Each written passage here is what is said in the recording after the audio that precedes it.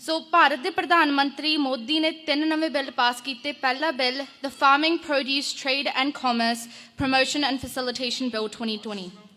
ਸੋ ਇਸ ਬਿੱਲ ਦੇ ਦੌਰਾਨ ਮੰਡੀ ਸਿਸਟਮ ਫੁੱਲੀ ਡਿਸਟਰੋਏ ਹੁੰਦਾ ਆ ਤੇ MSP ਦੀ ਕੋਈ ਗਰੰਟੀ ਨਹੀਂ ਹੈਗੀ। ਵੱਡੀਆਂ ਕੰਪਨੀਆਂ ਦਖਲਅੰਦਾਜ਼ੀ ਕਰਨਗੀਆਂ ਅਤੇ ਫਸਲਾਂ ਦੀਆਂ ਕੀਮਤਾਂ ਆਪਣੇ ਹਿਸਾਬ ਨਾਲ ਲਾਉਣਗੀਆਂ। ਦੂਜਾ bill the farmers empowerment and protection agreement on price assurance and farm services bill 2020। ਇਸ ਬਿੱਲ ਦੇ ਦੌਰਾਨ ਕਿਸਾਨਾਂ ਅਤੇ ਵੱਡੀ ਕੰਪਨੀਆਂ ਦੇ ਕੰਟਰੈਕਟ ਹੋਣਗੇ ਤੇ ਕੰਟਰੈਕਟ ਫਾਰਮਿੰਗ ਲਾਗੂ ਕੀਤੀ ਜਾਵੇਗੀ ਅਤੇ ਇਸ ਬਿੱਲ ਦੇ ਦੌਰਾਨ ਕੰਪਨੀਆਂ ਹੀ ਸਾਰਾ ਕੁਝ ਜਿਹੜੀ ਵੀ ਚੀਜ਼ ਕਿਸਾਨ ਨੂੰ ਚਾਹੀਦੀ ਆ ਫਸਲ ਨੂੰ ਉਗਾਉਣ ਵਾਸਤੇ ਉਹ ਕੰਪਨੀਆਂ ਪ੍ਰੋਵਾਈਡ ਕਰਨਗੀਆਂ। ਬੀਜ ਜਾਂ ਫੀਡ ਕੁਛ ਵੀ ਆ ਉਹ ਕੰਪਨੀਜ਼ ਪ੍ਰੋਵਾਈਡ ਕਰਨਗੇ ਤੇ ਕੰਪਨੀਜ਼ ਹੀ ਡਿਸਾਈਡ ਕਰਨਗੀਆਂ ਕਿ ਕਿਹੜੀ ਕੁਆਲਿਟੀ ਤੇ ਕਿਹੜੀ ਪ੍ਰਾਈਸ ਤੇ ਕੰਪਨੀ ਇਹ ਫਸਲ ਕਿਸਾਨ ਤੋਂ ਖਰੀਦਣਗੇ।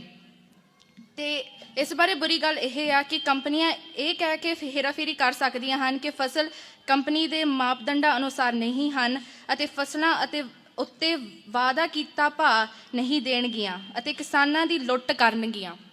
ਤੀਜਾ ਬਿੱਲ ਦੀ ਐਸੈਂਸ਼ੀਅਲ ਕਮੋਡਿਟੀਜ਼ ਅਮੈਂਡਮੈਂਟ ਬਿੱਲ 2020। ਸੋ ਇਹ ਬਿੱਲ ਪਹਿਲਾਂ ਤੋਂ ਹੀ ਲਾਗੂ ਕੀਤਾ ਗਿਆ ਸੀ ਪਰ ਇਸ ਸਾਲ ਇਸ ਨੂੰ ਰੀਨਿਊ ਕੀਤਾ ਗਿਆ ਆ। ਸੋ ਜਦ ਇਹ ਪਹਿਲਾਂ ਸੀਗਾ ਤਾਂ ਉਦੋਂ ਸਿਰਫ ਜ਼ਰੂਰੀ ਚੀਜ਼ਾਂ ਦੀ ਸੂਚੀ ਵਿੱਚੋਂ ਚੀਜ਼ਾਂ ਦੀ ਕੁਝ ਮਾਤਰਾ ਨੂੰ ਸਟੋਰ ਕਰਨ ਦੀ ਇਜਾਜ਼ਤ ਦਿੱਤੀ ਗਈ ਸੀ ਕੰਪਨੀਆਂ ਨੂੰ ਤੇ ਹੁਣ ਜਦ ਇਹ ਬਿੱਲ ਹਟਾ ਦਿੱਤਾ ਜਾਵੇਗਾ ਉਦੋਂ ਕੰਪਨੀਆਂ ਜਿੰਨਾ ਮਰਜ਼ੀ ਚਾਹੇ ਉਨਾ ਸਟੋਰ ਕਰ ਸਕਦੀਆਂ ਨੇ ਤੇ ਸਪਸ਼ਟ ਤੌਰ ਤੇ MSP ਨਾ ਹੋਣ ਦੇ ਕਾਰਨ ਉਹ ਆਪਣੀ ਮਰਜ਼ੀ ਦੀ ਕੀਮਤ ਤੇ ਸਸਤੀ ਕੀਮਤ ਤੇ ਕਿਸਾਨਾਂ ਤੋਂ ਫਸਲ ਖਰੀਦ ਕੇ ਸਟੋਰ ਕਰ ਸਕਦੀਆਂ ਨੇ ਤੇ ਜਦ ਮਾਰਕੀਟ 'ਚ ਵੇਚਣ ਦਾ ਟਾਈਮ ਆਵੇਗਾ ਤਾਂ ਡਬਲ ਜਾਂ ਟ੍ਰਿਪਲ ਪ੍ਰਾਈਸ ਤੇ ਇਹ ਫਸਲਾਂ ਨੂੰ ਵੇਚਣਗੇ। ਤੇ ਇਸ ਦੇ ਦੌਰਾਨ ਇਸ ਦੇ ਨਾਲ ਇਹ ਹੁੰਦਾ ਹੈ ਕਿ ਪਹਿਲਾਂ ਮੈਨੀਪੂਲੇਸ਼ਨ ਸਪਲਾਈ 'ਚ ਹੁੰਦੀ ਆ and then manipulation market price ਦੇ ਨਾਲ ਹੁੰਦੀ ਆ। ਇਹ ਤਿੰਨਾਂ ਬਿੱਲਾਂ ਦੇ ਨਾਲ ਅੰਬਾਨੀ ਤੇ ਅਡਾਨੀ ਦੀਆਂ ਵੱਡੀਆਂ ਕੰਪਨੀਆਂ ਨੂੰ ਹੀ ਪ੍ਰੋਫਿਟ ਮਿਲ ਰਿਹਾ ਆ, ਕਿਸਾਨਾਂ ਨੂੰ 0% ਪ੍ਰੋਫਿਟ ਮਿਲੂਗਾ ਅਤੇ ਕਿਸਾਨਾਂ ਦੇ ਇਹ ਡਰ ਆ ਕਿ ਪੰਜਾਬ ਅਤੇ ਹਰਿਆਣਾ ਦੇ ਕਿਸਾਨ ਜਥੇਬੰਦੀਆਂ ਦਾ ਕਹਿਣਾ ਹੈ ਕਿ ਕੇਂਦਰ ਵਿੱਚ ਹਾਲ ਹੀ ਵਿੱਚ ਬਣਾਏ ਗਏ ਘੱਟੋ ਘੱਟ ਸਮਰਥਨ ਮੁੱਲ MSP ਸਿਸਟਮ ਨੂੰ ਖਤਮ ਕਰ ਦਿੱਤਾ ਜਾਵੇਗਾ। ਸਮੇਂ ਦੇ ਨਾਲ ਵੱਡੇ ਕਾਰਪੋਰੇਟ ਘਰਾਣਿਆਂ ਦੀਆਂ ਸ਼ਰਤਾਂ ਪੂਰੀਆਂ ਹੋਣਗੀਆਂ ਅਤੇ ਕਿਸਾਨ ਆਪਣੀਆਂ ਫਸਲਾਂ ਦਾ ਘੱਟ ਹਿੱਸਾ ਲੈਣਗੇ। ਕਿਸਾਨਾਂ ਨੂੰ ਡਰ ਹੈ ਕਿ ਮੰਡੀ ਪ੍ਰਣਾਲੀ ਦੇ ਭੰਗ ਹੋਣ ਨਾਲ ਉਹਨਾਂ ਨੂੰ ਆਪਣੀ ਫਸਲਾਂ ਦਾ ਨਿਸ਼ਚਿਤ ਮੁੱਲ ਨਹੀਂ ਮਿਲੇਗਾ ਅਤੇ ਆੜਤੀ ਕਾਰੋਬਾਰ ਤੋਂ ਬਾਹਰ ਹੋ ਜਾਣਗੇ। ਤੇ ਕਿਸਾਨ ਦੀਆਂ 4 ਮੰਗਾਂ ਨੇ ਜਿਹੜੀਆਂ ਉਹਨਾਂ ਨੇ ਪਬਲਿਕ ਬਣਾਈਆਂ ਉਹ ਵੀ ਮੋਦੀ ਨੂੰ। ਸੋ ਪਹਿਲੀ ਮੰਗ ਇਹ ਸੀਗੀ ਕਿ ਜਿਹੜੇ 3 ਕਾਨੂੰਨ ਮੋਦੀ ਨੇ ਪਾਸ ਕੀਤੇ ਲੋਕ ਸਭਾ ਦੇ ਵਿੱਚੋਂ ਐਂਡ ਰਾਜ ਸਭਾ ਦੇ ਵਿੱਚੋਂ ਕਿ ਉਹ ਤਿੰਨਾਂ ਬਿੱਲਾਂ ਨੂੰ ਰੱਦ ਕੀਤਾ ਜਾਵੇ, ਵਾਪਸ ਲਿੱਤਾ ਜਾਵੇ। ਦੂਜੀ ਮੰਗ ਇਹ ਸੀ ਕਿ MSP ਹਜੇ ਵੀ ਲਾਗੂ ਰਹੇ ਤੇ MSP ਨੂੰ ਨਾ ਹਟਾਇਆ ਜਾਵੇ। ਤੀਜੀ ਮੰਗ ਇਹ ਸੀਗੀ ਕਿ ਬਿਜਲੀ ਦੇ ਰਿਗਾਰਡਿੰਗ ਕੋਈ ਨਵਾਂ ਐਕਟ ਪਾਸ ਕੀਤਾ ਗਿਆ ਸੀਗਾ ਇਸ ਸਾਲ 2020 ਦੇ ਵਿੱਚ ਤਾਂ ਉਹ ਚਾਹੁੰਦੇ ਨੇ ਕਿ ਜਿੱਦਾਂ ਪਹਿਲਾਂ ਬਿਜਲੀ ਸਪਲਾਈ ਕੀਤੀ ਜਾਂਦੀ ਸੀ ਕਿਸਾਨਾਂ ਨੂੰ ਤੇ ਗਰੀਬ ਘਰਾਣਿਆਂ ਦੇ ਵਿੱਚ ਉੱਦਾਂ ਹੀ ਰਵੇ, ਉਹੀ ਸਪਲਾਈ ਸੇਮ ਸਿਸਟਮ ਰਵੇ। ਤੇ ਚੌਥੀ ਮੰਗ ਇਹ ਸੀਗੀ ਕਿ ਜਿਹੜੀ ਪਰਾਲੀ ਸਾੜਨ ਦੇ ਰਿਗਾਰਡਿੰਗ ਇੱਕ ਐਕਟ ਸੀਗਾ ਹੁਣ ਉਹਨਾਂ ਨੇ ਰੀਨਿਊ ਕਰਕੇ ਕਿਹਾ ਸੀ ਕਿ ਜੋ ਵੀ ਪਰਾਲੀ ਸਾੜੇਗਾ ਉਸ ਨੂੰ 5 ਸਾਲ ਦੀ ਜੇਲ੍ਹ ਦੀ ਸਜ਼ਾ ਹੋਵੇਗੀ। ਪਰ ਕਿਸਾਨ ਕਹਿੰਦੇ ਨੇ ਕਿ ਸਾਨੂੰ ਇਹ ਲਾਅ ਸਾਡੇ ਤੇ ਲਾਗੂ ਨਾ ਹੋਵੇ ਕਿਸਾਨਾਂ ਤੇ because we don't have any other location to dump our waste. So ਕੱਲ੍ਹ ਹੀ ਗਵਰਨਮੈਂਟ ਨਾਲ ਕਿਸਾਨਾਂ ਦੀ ਮੀਟਿੰਗ ਹੋਈ ਸੀ ਤੇ ਕੱਲ੍ਹ ਦੀ ਮੀਟਿੰਗ ਵਿੱਚ ਹੀ ਗਵਰਨਮੈਂਟ ਨੇ 2 ਡਿਮਾਂਡਸ ਦੇ ਨਾਲ ਅਗਰੀ ਕੀਤਾ ਆ। ਦੇ ਅਗਰੀਇੰਗ on working with the Kisan regarding the 2 last demands regarding the electricity and the stubble burning. They said that we will not change anything regarding these 2 bills. ਤੇ ਹੁਣ ਸਰਕਾਰ ਕੀ ਕਹਿੰਦੀ ਆ ਕਿ ਆਹ 3 ਬਿੱਲਾਂ ਬਾਰੇ ਸਰਕਾਰ ਦਾ ਕੀ ਕਹਿਣਾ ਆ।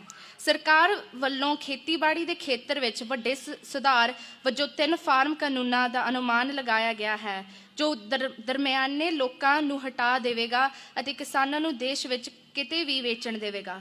2020 ਤੱਕ ਖੇਤੀਬਾੜੀ ਉਪਜ ਦੀ ਪਹਿਲੀ ਵਿਕਰੀ ਸਿਰਫ ਖੇਤੀਬਾੜੀ ਉਤਪਾਦਨ ਮਾਰਕੀਟਿੰਗ ਕਮੇਟੀ APMC ਦੀਆਂ ਮੰਡੀਆਂ ਵਿੱਚ ਹੋ ਸਕਦੀ ਹੈ।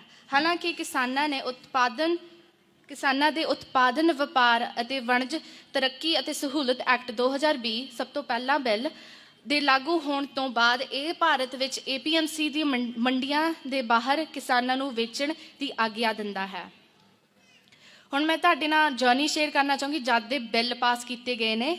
ਸੋ 3 ਮਹੀਨੇ ਪਹਿਲਾਂ ਪੰਜਾਬ ਵਿੱਚ ਵਿਰੋਧ ਪ੍ਰਦਰਸ਼ਨ ਸ਼ੁਰੂ ਹੋਏ ਸਨ ਅਤੇ ਫਿਰ ਹਰਿਆਣੇ ਨੇ ਵਿਰੋਧ ਕਰਨਾ ਸ਼ੁਰੂ ਕਰ ਦਿੱਤਾ। ਕਿਸਾਨ ਜਥੇਬੰਦੀਆਂ ਨੇ ਟੋਲ ਪਲਾਜ਼ਿਆਂ ਅਤੇ ਰੇਲਵੇ ਲਾਈਨਾਂ ਅਤੇ ਸ਼ੰਭੂ ਮੋਰਚੇ ਤੋਂ ਵਿਰੋਧ ਪ੍ਰਦਰਸ਼ਨ ਸ਼ੁਰੂ ਕਰ ਦਿੱਤੇ। ਤੇ 1-2 ਮਹੀਨੇ ਬਾਅਦ ਜਦ ਜਥੇਬੰਦੀਆਂ ਨੂੰ ਲੱਗਿਆ ਕਿ ਅਹਿਸਾਸ ਹੋਇਆ ਕਿ ਸਰਕਾਰ ਵੱਲੋਂ ਕੁਝ ਨਹੀਂ ਕੀਤਾ ਜਾਵੇਗਾ, ਤਾਂ ਉਹਨਾਂ ਨੇ 26 ਨਵੰਬਰ ਨੂੰ ਆਪਣੀ ਯਾਤਰਾ ਦੀ ਸ਼ੁਰੂਆਤ ਦਿੱਲੀ ਵੱਲ ਨੂੰ ਕੀਤੀ।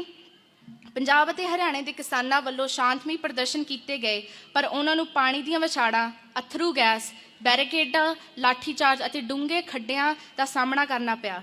ਫਿਰ ਵੀ ਉਹਨਾਂ ਨੇ ਆਪਣੀ ਹਿੰਮਤ ਨਹੀਂ ਹਾਰੀ ਅਤੇ 24 ਘੰਟਿਆਂ ਦੇ ਵਿੱਚ ਦਿੱਲੀ ਪਹੁੰਚ ਗਏ। ਤੇ ਦਿੱਲੀ ਦੇ ਮੇਨ ਬਾਰਡਰਸ ਸਿੰਘੂ, ਟਿਕਰੀ ਅਤੇ ਕੁੰਡਲੀ ਬਾਰਡਰਸ ਤੇ ਪ੍ਰੋਟੈਸਟ ਕਰਨੇ ਸ਼ੁਰੂ ਕਰ ਦਿੱਤੇ। 1-2 ਬਾਰਡਰ ਹੋਰ ਵੀ ਹੈਗੇ ਨੇ, ਬਟ ਇਹ 3 ਮੇਨ ਬਾਰਡਰਸ ਨੇ ਜਿੱਥੇ ਪ੍ਰੋਟੈਸਟ ਟੇਕ ਪਲੇਸ ਕਰ ਰਹੇ ਨੇ। ਤੇ ਹੁਣ 1 ਮਹੀਨਾ ਹੋ ਗਿਆ ਜਦੋਂ ਦੇ ਵਿਰੋਧ ਪ੍ਰਦਰਸ਼ਨ ਦਿੱਲੀ ਵਿੱਚ ਚੱਲ ਰਹੇ ਹਨ ਅਤੇ ਇਸ ਦਿਨ ਜਿਹੜੀ ਮੂਵਮੈਂਟ ਹੋਈ ਸੀ ਕਿ ਵਿਦਿਨ 24 ਆਵਰਸ ਪੰਜਾਬ ਅਤੇ ਹਰਿਆਣੇ ਦੇ ਕਿਸਾਨ ਦਿੱਲੀ ਪਹੁੰਚੇ ਸੀ, that inspired other states of India to join the protests. So Uttarakhand, UP, Bihar, Maharashtra ਅਤੇ ਗੁਜਰਾਤ, ਕੇਰਲਾ, ਬਹੁਤ ਜ਼ਿਆਦਾ ਜਿਹੜੇ ਬਾਕੀ ਸਟੇਟ ਸੀ ਉਹ ਵੀ ਪ੍ਰੋਟੈਸਟ 'ਚ ਜੁਆਇਨ ਕਰਨ ਲੱਗ ਪਏ, ਆਪਣਾ ਹਿੱਸਾ ਪਾਉਣ ਲੱਗ ਪਏ। ਤੇ ਉਦੋਂ ਤੋਂ BJP ਜਾਂ ਭਾਜਪਾ ਪਾਰਟੀ ਨੂੰ ਬਹੁਤ ਨਫ਼ਰਤ ਅਤੇ ਵਿਰੋਧ ਮਿਲ ਰਿਹਾ ਹੈ। ਨੈਸ਼ਨਲ ਮੀਡੀਆ, ਜਿਹੜੀ ਗੋਦੀ ਮੀਡੀਆ ਦੇ ਤੌਰ 'ਤੇ ਵੀ ਜਾਣਿਆ ਜਾਂਦਾ ਆ, ਉਹ 3 ਨਿਊਜ਼ ਚੈਨਲਸ ਨੇ ਜਿਹੜੇ ਮੇਨ ਨੇ, ਜ਼ੀ ਨਿਊਜ਼, ਈਵਨ ਜ਼ੀ ਨਿਊਜ਼ ਪੰਜਾਬੀ, ਜ਼ੀ ਨਿਊਜ਼, ਰਿਪਬਲਿਕ ਭਾਰਤ, ਆਜ ਤੱਕ। ਇਹ 3 ਨਿਊਜ਼ ਚੈਨਲਸ ਨੇ ਜਿਹੜੀ ਮੇਨ ਲੀਡਿੰਗ ਗੋਦੀ ਮੀਡੀਆ ਨੇ ਅਤੇ ਇਹਨਾਂ ਨੂੰ ਵੀ ਨਫ਼ਰਤ ਦਾ ਸ਼ਿਕਾਰ ਬਣਾਇਆ ਜਾ ਰਿਹਾ ਕਿਉਂਕਿ ਇਹ ਜਿਹੜੇ ਵਿਰੋਧ ਪ੍ਰਦਰਸ਼ਨ ਹੋ ਰਹੇ ਆ ਉਹਨਾਂ ਨੂੰ ਬਦਨਾਮ ਕਰਨ ਦੀ ਕੋਸ਼ਿਸ਼ ਕਰ ਰਹੇ ਆ। ਤੇ ਜੇ ਹੁਣ ਜੀਓ ਦੀ ਗੱਲ ਕਰੀਏ, ਕਈਆਂ ਨੂੰ ਪਤਾ ਹੋਵੇ ਕਿ ਇਹ ਅੰਬਾਨੀ ਦੀ ਕੰਪਨੀ ਆ। ਜਿਵੇਂ ਸਾਡੇ ਇੱਥੇ ਨਿਊਜ਼ੀਲੈਂਡ 'ਚ ਵੋਡਾਫੋਨ ਆ, ਉੱਥੇ ਇੰਡੀਆ 'ਚ ਜੀਓ ਆ। ਜੀਓ ਦੇ ਟਾਵਰਾਂ ਦਾ ਵੀ ਬਹੁਤ ਬੋਇਕਾਟ ਕੀਤਾ ਗਿਆ ਆ। ਜਿਹੜੀ ਪੰਜਾਬ ਦੇ ਵਿੱਚ ਤੇ ਹਰਿਆਣਾ ਦੇ ਵਿੱਚ ਜਿਹੜੀ ਜੀਓ ਨੂੰ ਇਲੈਕਟ੍ਰਿਸਿਟੀ ਸਪਲਾਈ ਸੀ ਉਹ ਕੱਟ ਦਿੱਤੀ ਸੀ ਕਈ ਕਿਸਾਨਾਂ ਨੇ। ਤੇ ਹੁਣ ਜੇ ਆਪਾਂ ਇੰਟਰਨੈਸ਼ਨਲੀ ਗੱਲ ਕਰੀਏ ਤਾਂ ਆਸਟ੍ਰੇਲੀਆ, ਕੈਨੇਡਾ, USA, ਆਸਟਰੀਆ ਤੇ ਨਿਊਜ਼ੀਲੈਂਡ, ਇੰਗਲੈਂਡ ਅਜਿਹੇ ਦੇਸ਼ ਨੇ ਜਿਨ੍ਹਾਂ ਨੇ ਭਾਰਤ ਦੇ ਕਿਸਾਨਾਂ ਪ੍ਰਤੀ ਭਾਰੀ ਸਮਰਥਨ ਵਿਖਾਉਣਾ ਸ਼ੁਰੂ ਕਰ ਦਿੱਤਾ ਹੈ ਅਤੇ ਹੋਰ ਬਹੁਤ ਸਾਰੇ ਲੋਕ ਇਸ ਸੰਕਟ ਤੋਂ ਜਾਣੂ ਹੋ ਰਹੇ ਹਨ ਅਤੇ ਪ੍ਰਦਰਸ਼ਨਾਂ ਵਿੱਚ ਸ਼ਾਮਲ ਹੋ ਕੇ ਆਪਣਾ ਸਮਰਥਨ ਵਿਖਾ ਰਹੇ ਹਨ ਅਤੇ ਦਿੱਲੀ ਵਿੱਚ ਪ੍ਰਦਰਸ਼ਨ ਦਿਨ ਬਰ ਦਿਨ ਆਬਾਦੀ ਵਿੱਚ ਵੱਧਦਾ ਜਾ ਰਿਹਾ ਹੈ। ਅਤੇ ਹੁਣ ਥੋੜ੍ਹੀ ਦੇਰ ਬਾਅਦ ਜਦ ਕੱਲ੍ਹ ਦੀ ਮੀਟਿੰਗ ਤੋਂ ਪਹਿਲਾਂ ਜਦ ਸਰਕਾਰ ਅੱਗੋਂ ਕਹਿ ਰਹੀ ਸੀਗੀ, ਜਿਹੜੀ ਬਾਕੀ ਮੀਟਿੰਗਸ ਹੋਈ, ਸਰਕਾਰ ਕਹਿ ਰਹੀ ਸੀ ਕਿ we're trying to work with these farmers aren't working with us, we're trying our best, these laws are good for them but they're not understanding that, they're uneducated, they wouldn't understand these laws। ਤੇ ਜਿਹੜੀ ਆਮ ਜਨਤਾ ਉਹਨਾਂ ਨੂੰ manipulate ਕਰਨ ਦੀ ਕੋਸ਼ਿਸ਼ ਕੀਤੀ ਹੈ BJP government ਨੇ ਤੇ ਗੋਦੀ ਮੀਡੀਆ ਨੇ, ਪਰ ਆਮ ਜਨਤਾ ਵੀ ਕਹਿ ਰਹੀ ਹੈ ਕਿ ਜੇ ਇਹ ਬਿਲਸ ਇਹਨਾਂ ਵਾਸਤੇ ਇੰਨੇ ਵਧੀਆ ਨੇ ਉਹ ਪ੍ਰੋਟੈਸਟ ਕਾਹਤੋਂ ਕਰਨਗੇ। ਕਿਸਾਨ ਜਿੰਨਾ ਮੋਦੀ ਤੇ ਗੋਦੀ ਮੀਡੀਆ ਸਮਝਦਾ ਅਨਪੜ੍ਹ ਹੈ, ਉਹਨਾਂ ਅਨਪੜ੍ਹ ਹੈ ਨਹੀਂ ਗਾ ਕਿਸਾਨ। ਅੱਜ ਕੱਲ੍ਹ ਦਾ ਕਿਸਾਨ ਬਹੁਤ ਐਜੂਕੇਟਡ ਆ। ਅਤੇ ਹੁਣ ਜੇ ਮੈਂ ਗੱਲ ਕਰਾਂ ਕਿ ਲਾਈਫ ਐਟ ਦ ਬਾਰਡਰਸ, ਕਿਸਾਨ ਆਪਣੀ ਜ਼ਿੰਦਗੀ ਉੱਥੇ ਬਾਰਡਰਸ 'ਤੇ ਕਿੱਦਾਂ ਬਿਤਾ ਰਹੇ ਨੇ, there's a good side to it and there's a bad side to it। the good side is that ਕਿ ਬਹੁਤ ਜ਼ਿਆਦਾ ਕਿਸਾਨ ਕਹਿ ਰਹੇ ਨੇ ਕਿ ਇੱਥੇ ਸਾਨੂੰ ਘਰ ਤੋਂ ਬਿਹਤਰ ਸਹੂਲਤ ਮਿਲ ਰਹੀ ਆ। ਅਤੇ 1-2 ਵਾਰ ਕਿੱਸੇ ਇੱਦਾਂ ਦੇ ਹੋਏ ਆ ਕਿ ਲੋਕ ਕਹਿੰਦੇ ਨੇ ਕਿ ਕਿਤੇ ਸਾਡੇ ਪੱਖ 'ਚ ਫੈਸਲਾ ਨਾ ਹੋ ਜਾਵੇ, ਕਿ ਇੱਥੇ ਸਾਨੂੰ ਕਾਜੂ, ਪਿਸਤਾ, ਬਦਾਮ ਸਾਰਾ ਕੁਛ ਘਰ ਤੋਂ ਵਧੀਆ ਸਹੂਲਤ ਮਿਲ ਰਹੀ ਹੈ, ਸਾਨੂੰ ਘਰ ਜਾਣ ਦਾ ਜੀਅ ਨਹੀਂ ਕਰਦਾ। ਅੱਗੋਂ ਲੋਕ ਕਹਿੰਦੇ ਕੋਈ ਨਾ ਫੈਸਲਾ ਸਾਡੇ ਪੱਖ 'ਚ ਹੋ ਜਾਏ, ਅਸੀਂ ਮਹੀਨਾ ਟਿਕ ਕੇ ਹੀ ਜਾਵਾਂਗੇ। ਸੋ ਤੁਸੀਂ ਦੇਖ ਸਕਦੇ ਕਿ ਲੋਕਾਂ ਨੂੰ ਜਿਹੜਾ ਹੌਸਲਾ ਆ ਰਿਹਾ ਉਹ ਕਹਿੰਦੇ ਨੇ ਕਿ ਸਾਨੂੰ ਇੱਥੇ ਬਾਕੀ ਦੇਸ਼ਾਂ ਤੋਂ ਜਿਹੜਾ ਉਹਨਾਂ ਨੂੰ ਸਪੋਰਟ ਮਿਲ ਰਹੀ ਆ ਉਹਦੇ ਕਰਕੇ ਉਹਨਾਂ 'ਚ ਹੌਸਲਾ ਆ ਰਿਹਾ ਕਿ ਅਸੀਂ ਆਪਣੀ ਰਾਈਟਸ ਲਈ ਹੋਰ ਫਾਈਟ ਕਰੀਏ। Hypothermia, pneumonia and flus, heart attack, cardiac arrest is the main reason that people are dying at these borders, because ਭਾਵੇਂ ਕਈ ਲੋਕਾਂ ਨੂੰ ਮਿਲ ਰਹੀ ਹੈ ਸਹੂਲਤ ਮਿਲ ਰਹੀ ਹੈ, ਕਈਆਂ ਨੂੰ ਫਿਰ ਵੀ ਨਹੀਂ ਮਿਲ ਰਹੀ, because Delhi isn't, the highways aren't big enough to be home to all these people। 200,000 or 300,000 kisan will not fit on the Delhi highways। And all I wanted to say at the end, ਮੈਂ last ਇਹ ਕਹਿਣਾ ਚਾਹੂੰਗੀ ਕਿ ਜੇ ਆਪਾਂ ਇੱਥੇ ਬੈਠ ਕੇ ਕੁਛ ਕਰ ਸਕਦੇ ਹਾਂ ਤਾਂ ਜਿਵੇਂ ਲਾਈਕ ਇਫ ਅਸੀਂ ਕਈ ਚੀਜ਼ਾਂ ਕਰ ਸਕਦੇ ਹਾਂ ਜਿਹੜੀ ਅਸੀਂ ਸਪੋਰਟ ਸ਼ੋ ਕਰਦੇ ਹਾਂ ਉਹ ਹਰਸਿਮਰਨ ਐਂਡ ਹਰਸੁਖ ਉਹ ਤੁਹਾਨੂੰ ਡੀਟੇਲ 'ਚ ਐਕਸਪਲੇਨ ਕਰਨਗੀਆਂ ਕਿ ਅਸੀਂ ਇੱਥੇ ਬੈਠੇ ਕੀ ਕਰ ਸਕਦੇ ਹਾਂ। ਪਰ ਲਾਸਟ ਮੈਂ ਇਹ ਕਹੂੰਗੀ ਭਾਵੇਂ ਅਸੀਂ ਪੰਜਾਬ ਛੱਡ ਕੇ ਪ੍ਰਦੇਸਾਂ 'ਚ ਆ ਗਏ, ਬਟ ਜਿਹੜਾ ਸਾਡੇ 'ਚ ਅੰਦਰਲੀ ਮੋਹ ਆ ਉਹ ਪੰਜਾਬ ਅਤੇ ਪੰਜਾਬ ਦੀ ਮਿੱਟੀ ਨਾਲ ਨਹੀਂ ਟੁੱਟੀ ਅਤੇ ਟੁੱਟਣੀ ਵੀ ਨਹੀਂ ਚਾਹੀਦੀ। ਵਾਹਿਗੁਰੂ ਜੀ ਕਾ ਖਾਲਸਾ, ਵਾਹਿਗੁਰੂ ਜੀ ਕੀ ਫਤਿਹ।